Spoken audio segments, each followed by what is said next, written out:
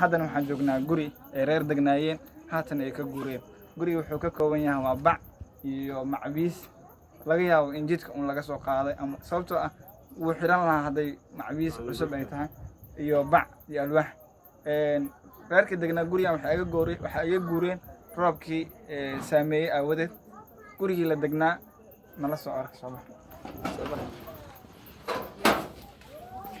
waa kana saa aragtaan waa guri dhammaystiran oo qol ah. sababihii loogu guuriyna waa saameynta roobka uu ku yeeshay aawadeed.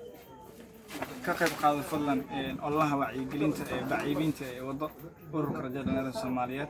runtii dadkeenan xaqiiq waxaa ah inaysan ogeyn dadkeenan laban baahiyaha iyo dhibaatada ay ku sugan yihiin dadkeenan. fadlan fariinta labaad ay diraa waxay tahay guryaha ka soo baxa ee yimaada ee arka xaaladda dhabta ah ee dadkeena ku jiraan. waa mahadsantihiin.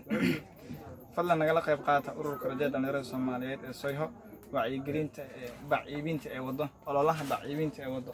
runtii caawadan waxaan xilligan ku soo gaarnay baciibin ama bacyihii aadna soo gaarsiiseen gaarsiintoodii baahiyaha ka jira hadda xaaladdan la sugan yahay waxaa waaye bac ay u baahan yihiin dadka.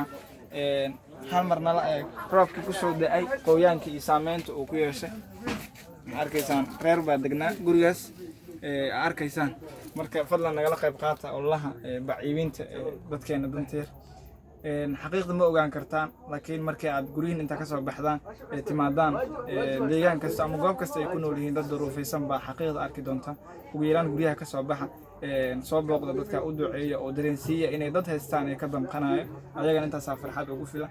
nagala qayb qaada ururka Soyho wacyigelinta uu wado ololaha baciibinta uu wado.